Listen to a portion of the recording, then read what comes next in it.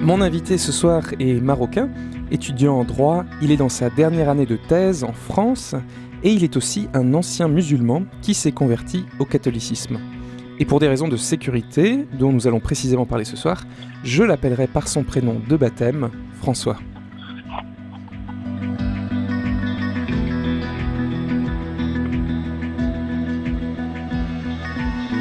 Bonsoir François. Bonsoir. Merci d'être avec nous en duplex sur RCF Alsace pour cette émission du droit en débat et pour aborder surtout la question au cœur de la liberté religieuse dont nous parlons souvent ici, le choix principal, fondamental, le droit à la conversion, le changement de religion et pour certains l'apostasie. Alors vous avez étudié la charia, l'islam. Première question pour le droit en débat, est-ce que en droit musulman, il est possible de se convertir ? Pas du tout. Le droit musulman pénal prévoit une sanction de l'apostasie qui est la peine de mort traditionnellement, mais les États musulmans modernes ne l'appliquent plus. Il y a à la place des déchéances de droit civil, des contraintes sociales, des pressions aussi. Voilà, on n'applique pas rigoureusement la charia, mais il y a des sanctions alternatives. Alors, je vais un peu creuser là-dessus. La réponse habituelle quand on dit quelque chose de négatif sur une école, enfin sur l'islam, on nous rétorque souvent justement que on parle d'une école, de quelles sont les sources, c'était vrai à telle époque. Alors j'ai dit que vous avez étudié la charia et l'islam en introduction. Est-ce que vous pourriez préciser un petit peu votre bagage et de quoi vous parlez et qu'est-ce qu'il faut répondre à ce genre d'argument ? Bien, moi, j'ai étudié le droit musulman à la faculté de droit marocaine, en arabe, et effectivement, dans la tradition sunnite de rite malikite, la sanction de l'apostasie est la peine de mort sur la base de 2 hadiths, c'est-à-dire des discours prophétiques, les 2 de Sahih Bukhari. Le premier dit « Celui qui change de religion, tuez-le ». C'est le Sahih Bukhari, livre 84, numéro 57. Le deuxième, c'est le sang d'un musulman est sacré, sauf dans 3 conditions. La loi du talion, s'il tue, il doit être tué. S'il change de religion et quitte l'islam, donc se détache de la communauté et apostasie. Dans ce cas-là, effectivement, il est condamné à la mort. Donc ça c'est dans les hadiths, c'est pas dans le Coran. Il y a souvent aussi un argument qui est dit, c'est que c'est justement pas dans le Coran. Alors quelle école applique ces hadiths ? Quelle est leur valeur en islam ? Les hadiths font autorité dans l'école sunnite, D'accord. qui est l'école majoritaire, 90% des musulmans. Et dans l'orthodoxie sunnite de rite malikite qui couvre tout le Maghreb, eh bien, ces hadiths font autorité. Voilà, même si le droit pénal de ces pays, du fait de l'influence européenne, ne s'applique plus aujourd'hui. D'accord. Alors quelle est la situation un peu plus dans le détail au Maroc ? Si quelqu'un se convertit de l'islam, qu'est-ce qu'il risque pour ses droits civils ? Eh bien, il risque une déchéance de droits civils. Il risque la dissolution de son mariage s'il est marié, parce que le mariage n'est pas civil dans ces pays, il est purement religieux.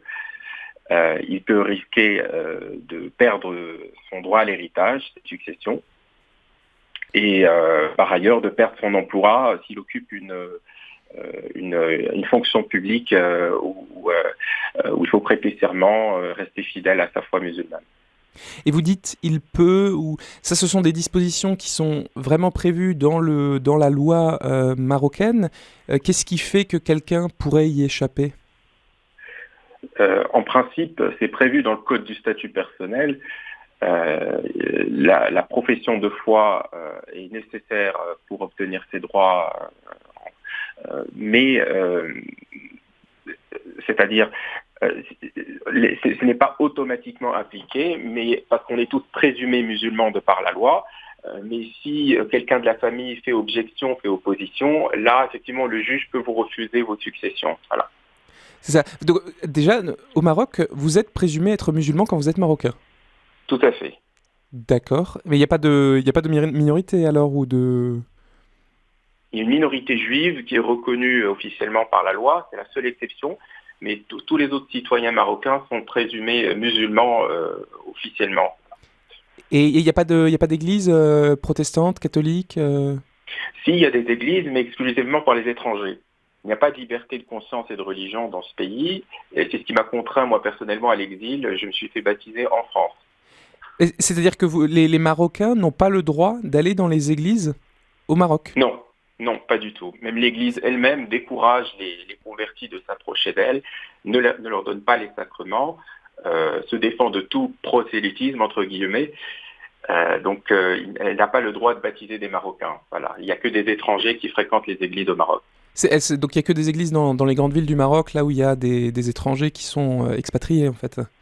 C'est ça. Et c'est vraiment légalement prévu ou c'est une pression sociale où, en fait, on va dire, si on se promène et qu'un musulman rentre dans une église, bon, les gens du quartier le voient et il risque de se faire agresser ou ça peut lui être reproché devant un tribunal? En fait, n'importe qui peut visiter les églises au Maroc à condition de ne pas y aller pendant les offices. Oui. Dans la loi, il n'y a pas de disposition expresse, mais il y a un dahir, c'est-à-dire un décret royal qui organise le fonctionnement de l'Église catholique au Maroc et qui interdit explicitement la conversion des Marocains. Et comment ça se passe dans les pays juste voisins du Maroc? La situation est à peu près pareille. Tunisie, Algérie, c'est pareil. Oui, c'est à peu près pareil.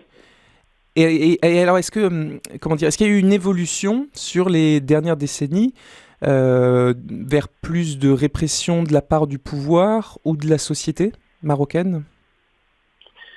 Euh, il y a eu une nouvelle constitution en 2011 qui parle de liberté de culte, mais qui n'est pas tout à fait la liberté religieuse selon l'article 18 du pacte international civil international relatif aux droits civils. La liberté de culte, c'est la liberté de pratiquer la religion de ses parents, qui n'est pas la religion choisie. Donc il y a toujours dans le code pénal l'article 220 qui pénalise l'expression publique d'une foi autre que l'islam. On appelle ça du prosélytisme. Donc le simple fait de déclarer une foi non musulmane publiquement peut être qualifié de prosélytisme et tomber sous le coup de la loi pénale. Ah oui, est-ce que vous avez vu des gens se convertir quand même au Maroc? Parce que j'ai l'impression que si quelqu'un est musulman, qu'il se pose des questions et qu'il veut se convertir, il est obligé de s'expatrier en fait. C'est ça, j'en connais beaucoup qui se sont expatriés, ceux qui peuvent pas, qu'on mène une existence clandestine dans leur propre pays, se cachent des autorités, ont des problèmes de conscience. Quand il s'agit de se marier, ils sont obligés de prononcer la shahada devant le juge, c'est-à-dire la profession de foi islamique. Il y a des cas de conscience comme ça, et puis bien sûr la violence sociale, les pressions, les menaces de mort. Voilà, c'est difficile. Ceux qui peuvent s'expatrient, ceux qui en ont les moyens le font, les autres restent dans le pays.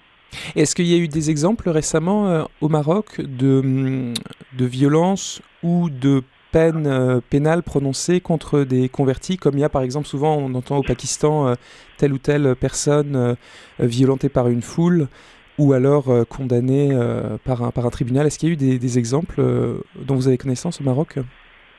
Il y a eu des affaires de prosélytisme, d'évangélisation, des Marocains impliqués dans des actes d'évangélisation qui sont réprimés par la loi. Il y a eu des affaires dans ce sens, mais des lynchages, etc., je n'en ai pas connaissance. Voilà. Et je reviens juste à la question sunnite, chiite.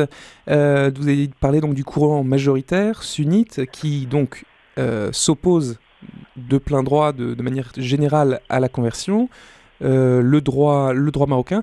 Qu'en est-il des mouvements minoritaires? Est-ce qu'il y a des imams, des musulmans, des hommes politiques au Maroc qui appartiennent au courant minoritaire et qui plaident pour plus de tolérance ou pour au moins voilà, le droit une fois que l'enfant, par exemple, une fois que la personne est adulte, par exemple, de se convertir? Oui, il existe des courants plus libéraux.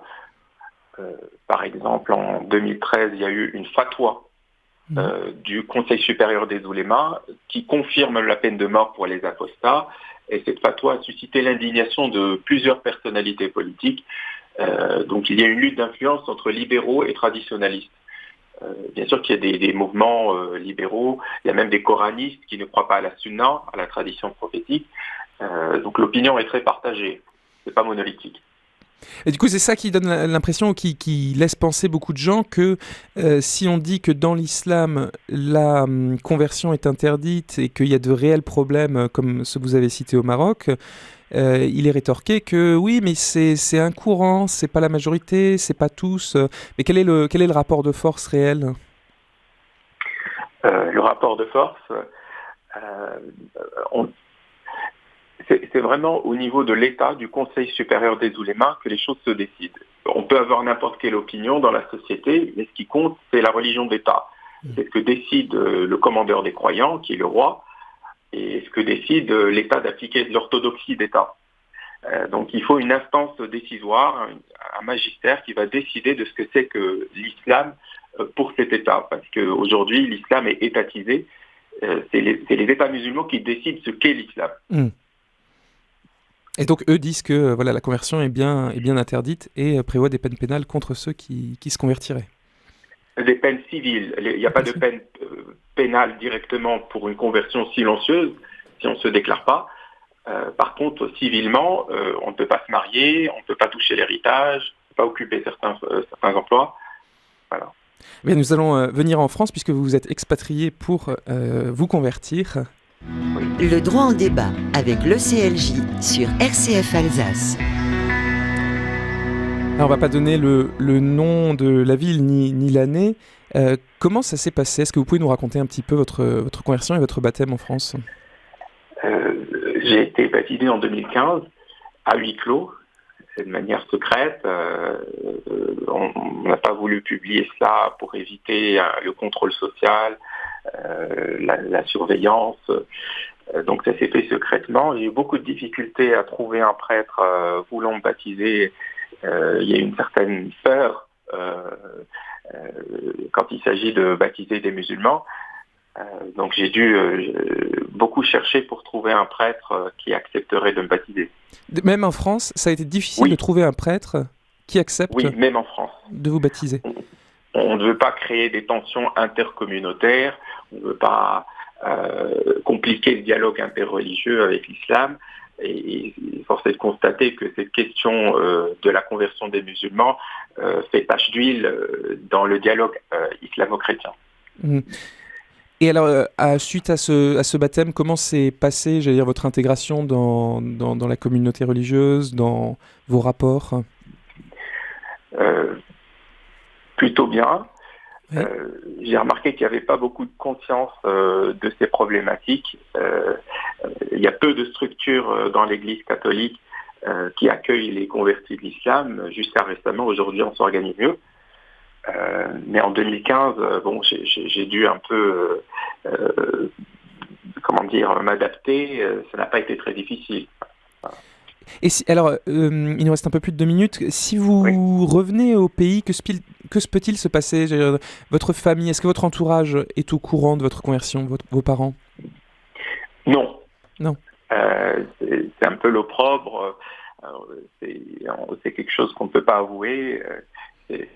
Donc je n'envisage pas de retourner vivre dans mon pays. Je ne pourrais pas pratiquer ma religion.